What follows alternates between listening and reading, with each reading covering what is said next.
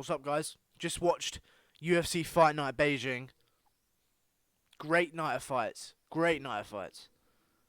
It wasn't even a night of fights this time. It was a morning of fights for me because the time zone was a bit off, which I appreciated because I actually got to watch them at a reasonable time. Now, we're gonna work our way up the card, chronological order. Okay, starting with the only important fight of the Fight Pass prelims, which was Kevin Holland versus some Welsh guy that I should know of because he's from the UK, but I don't. I predicted that Kevin Holland would win in the third round by submission. Kevin Holland won in the third round by submission. I'm just so good. I'm just so good at predicting stuff. Like, you didn't see that spit at all, so I might actually redo the video because of that. I'm not going to redo the video just because I spat. Never mind. Anyway, I'm so good at predicting stuff. Anyway, we'll move on. I actually really like Kevin Holland because he talks the talk, he's very interesting, and he's American. He's American and he's not cringy, which is very hard to come by nowadays. Especially nowadays in a fight game. Anyway, moving on to the next most important fights. The two Chinese guys in the main event. Song Yadong, the guy from Team Alpha Male, had a fight, and so did Yi Jingliang had a fight as well.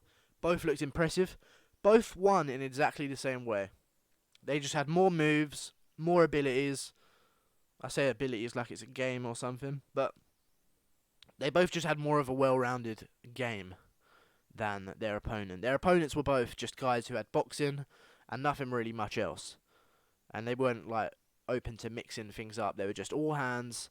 And the Song Yadong won his fight because he mixed up the leg kicks, mixed up the body kicks. The turning side kick to the body was real nice. And Li Jingliang won his fight because he mixed up the body kicks and the leg kicks as well with his hands. So yeah, good stuff. He also got dropped in the first round and came back and took the guy down. So, you know, more power to him. Very well performed by Li Jingliang. I saved that one very well.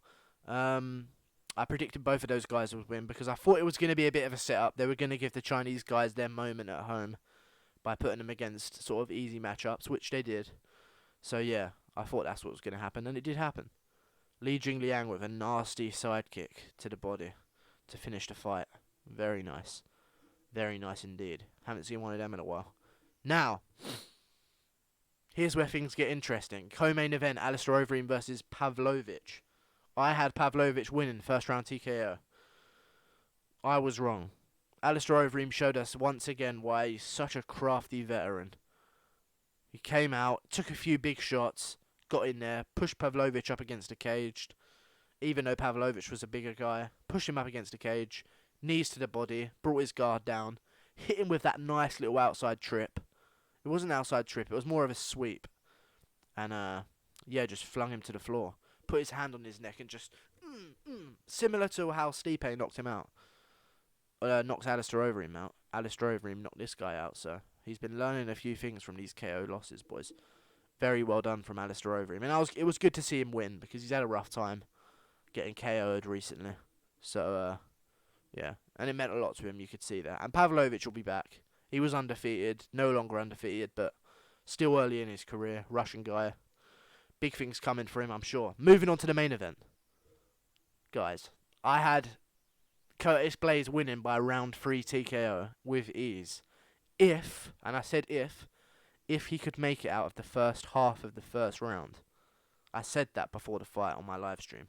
I live streamed the whole thing, by the way. It was very interesting. Thank you for everyone who supported me.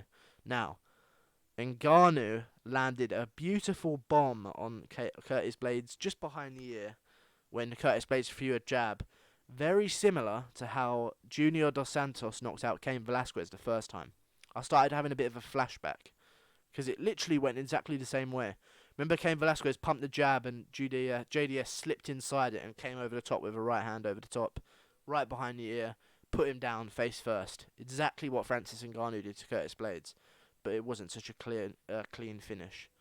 I do think it was a good stoppage. Curtis Blaydes seems to protest quite a bit, but it was definitely a good stoppage. If that kept going, Curtis Blaydes would 100% have been flatlined. He wasn't defending himself. Every shot he was taking was stunning him even more. and it was only a matter of time before he got put unconscious. So, you know, I'm really actually. I said this before. I said I thought Curtis Blaydes was going to win. I wanted Ngannou to win because I wanted him to stay relevant, and I wanted him to have good matchups at the top. So, you know, and he did exactly that. He came out in his post-fight speech. He's gotten a lot better at English, by the way. A lot better at speaking English. Very, very well. Very well spoken now. He called out 3 guys. Volkov, which I like the sound of, because he's not the top of the top, but he's still a dangerous threat. And Francis Ngannou, basically he's not the top of the food chain, Volkov, but he is very good and very high level. But it's a nice fight for Ngannou to take. They're both strikers. Good matchup for him. And then obviously we've got, he wanted to call out the winner of JDS versus Tuivasa. Another great fight. I'm sure both guys would love to take the Ngannou fight because of Ngannou's probably going to be ranked at number 3 now in the division. So, you know, good fights coming up. He also called out Stipe rematch, but I don't really want to see that, to be honest. I think I've seen how that fight's going to go the majority of the time for now.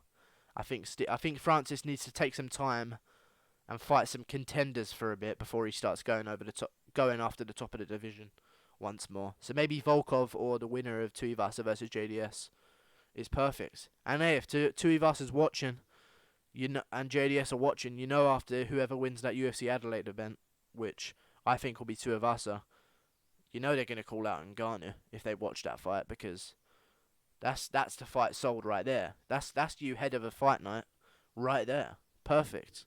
A nice heavyweight clash. So yeah, very interesting night of fights. Good to see Ngannou win. You saw it on the walkout to his cage. He's very nervous, very nervous.